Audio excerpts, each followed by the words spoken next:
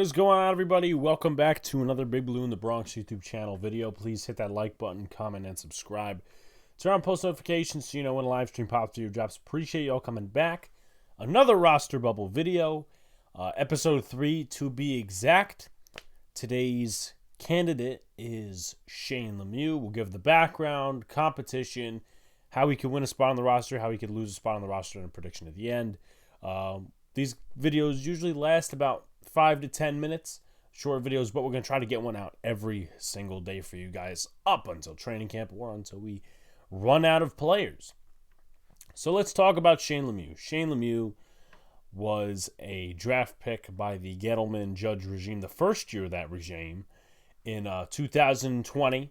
He was a fifth-round pick out of Oregon.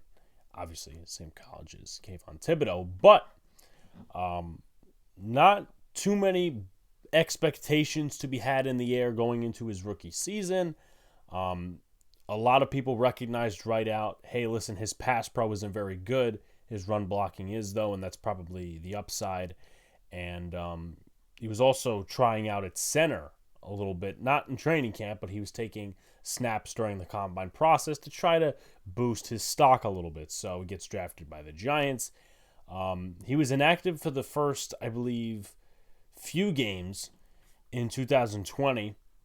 Then once, I think it was week four, they had him as a fullback on a play against the Rams. Week 5, nothing. Week 6, nothing to my knowledge. I think the first game he played in was against the Bucs when Will Hernandez got COVID, and that really started an uphill I wouldn't say uphill battle, yes, in terms of play for Shane Lemieux, but also like an uptrend for Shane Lemieux in terms of playing time, because Will Hernandez didn't get to see a lot of playing time. If you guys remember, the offensive line was like this. It was Andrew Thomas, Shane Lemieux, Nick Gates at center, Kevin Zeitler, and then Cam Fleming rotating with Matt Peart. So there really was no place to put Hernandez unless Lemieux was hurt, and he started the rest of the 12 games of the season, starting from week 8 and beyond. Obviously, the Giants did not make the playoffs that year, but stats-wise wasn't very good. And obviously, you would expect that out of a fifth-round pick. 25 pressures, 5 sacks, and 6 quarterback hits. Not very good. So, Giant fans hoped for some glimpse of improvement, obviously, heading into 21, with all the expectations going up. Kenny Golladay getting signed, Kadarius Toney getting drafted, just the win now mantra being in the atmosphere for the New York Giants. And Shane Lemieux went into camp, got injured, and there was a turnstile at left guard while he was out. I forget when he got injured, to be specific, but I know the guys filling in for him were worse than him, and I know it's actually bad to be worse than Shane Lemieux in pass pro and in run blocking, but Ted Larson, I think, was his name, and he retired shortly thereafter. Ted Larson, Kenny Wiggins was also another name who I think retired within the last 2 years. So the Giants had garbage at left guard, and none of those guys actually made the roster. I think Wiggins did, but then he later got cut. So Shane Lemieux actually makes the first game against the Broncos. Obviously, he makes a roster. I mean, if your fifth-round pick doesn't make the roster for other reasons, not injury, it's kind of sad. But Lemieux does play a couple of snaps. I believe it was a total of 18 snaps against the Broncos. He looked good in pass pro in the limited snaps, but unfortunately, the torn patella tendon, I think that was the injury at the time, that took him out for the rest of the season, and it was later confirmed down the line, and he was replaced by Ben Bredesen, who Giant fans have come to like with this new coaching staff. So, decent in that one game, and 2022 comes along. The expectation is Shane Lemieux, left guard once again, or maybe it's Max Garcia or Ben Bredesen. I thought it was going to be Max Garcia. I was wrong on that one. They actually started with Lemieux in the first game, I think it was, against the Patriots, and then they took him out, injury, again, with a toe. And Josh Azudu came in, and then he got hurt. And there was a couple of injuries, in 2022 over those last few weeks, the preseason. And it was declared that Shane Lemieux was not going to be ready. They IR'd him, and he came back. Going to get the specific date for you guys. He came back on November 19th. And a few days later, we faced the Detroit Lions, and he actually makes his first start, which a little surprising for some, but came off the bench, started at left guard. I believe Josh Azudu was injured, so that's why he did not play. And Lemieux, I'm going to give it to you guys like I always do, the real facts. He was straight up terrible. Shane Lemieux gave up, I believe it was 1 sack and 5 pressures. Now, I actually just mumbled up and jumbled up my facts there. Ben Bredesen, if you guys remember, was actually hurt in the Jaguars game, so that's why that's the player who was out against the Lions at left guard. That's why Lemieux started. And then it got so bad for Lemieux, they had to pull him, and Josh Azudu was the left guard for the remainder of the season. You barely saw Lemieux after that. You may have seen him, I think, in the Seahawks game. No, that's actually way before that. Anyway, so Lemieux did not get a good glimpse. He didn't play well, to put it to you lightly, in that game against Detroit, and he never saw the field again, was inactive a few games, and didn't play in the playoffs either. Just served as depth.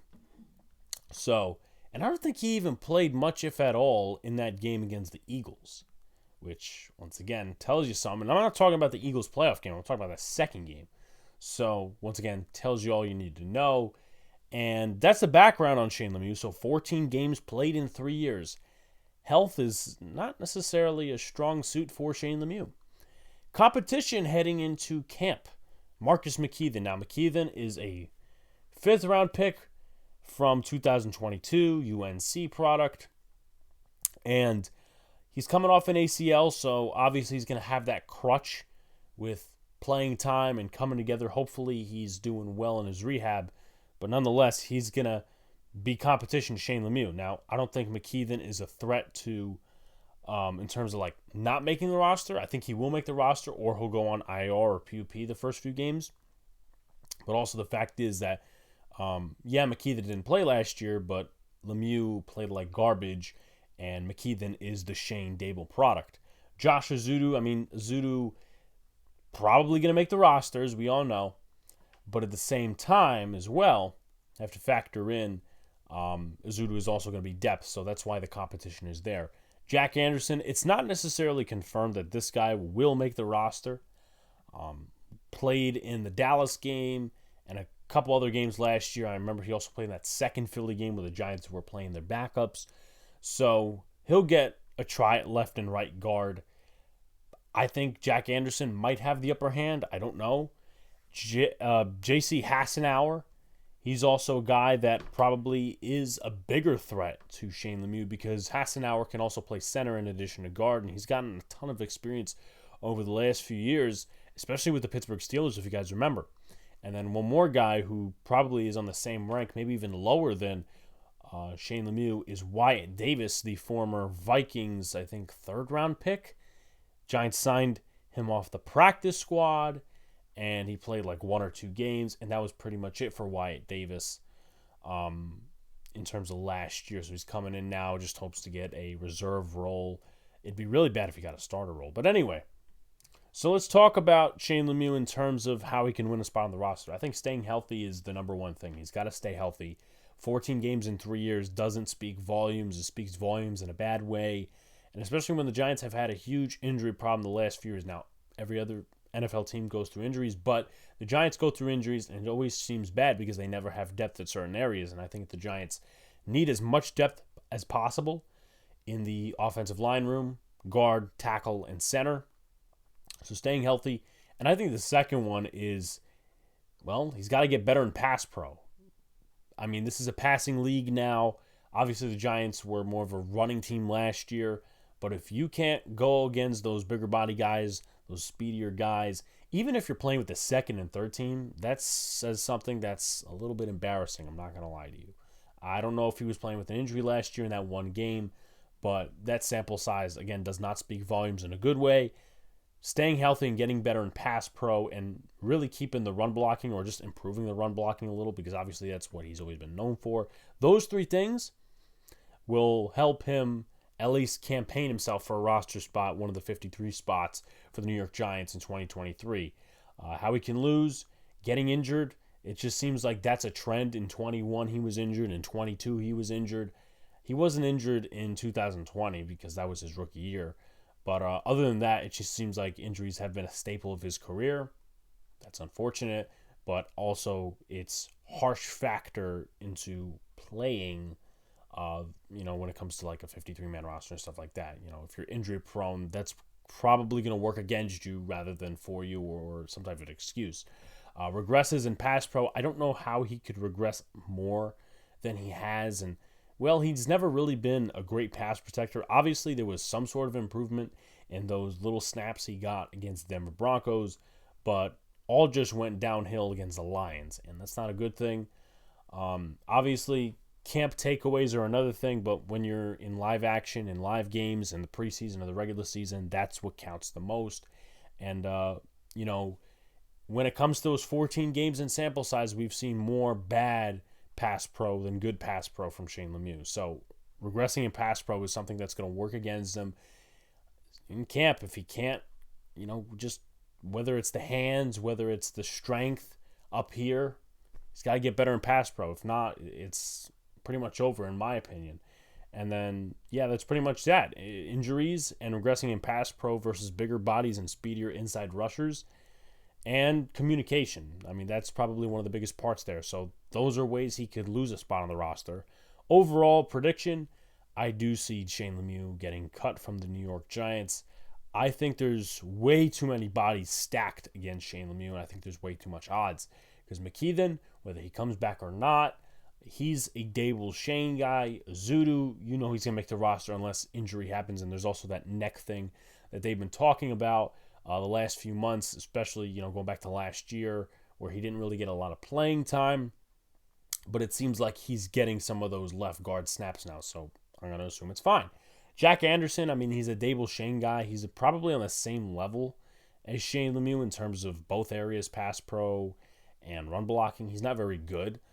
Serves as depth. J.C. Hassenauer, obviously got signed by Big Blue. I think he was with another team last year. May have been Pittsburgh, may not have been Pittsburgh, but he has a ton of experience under his belt and could serve as a little bit of a helper to John Michael Schmitz, and he also plays guard as well. So that factors in, and, well, I believe Hassenauer is on a bigger level than a guy like Shane Lemieux. So I think Lemieux's getting cut, but anyway, like, comment, subscribe to all the good stuff. Turn on post notifications so you know when a live stream pops to your drops. Appreciate you all coming back.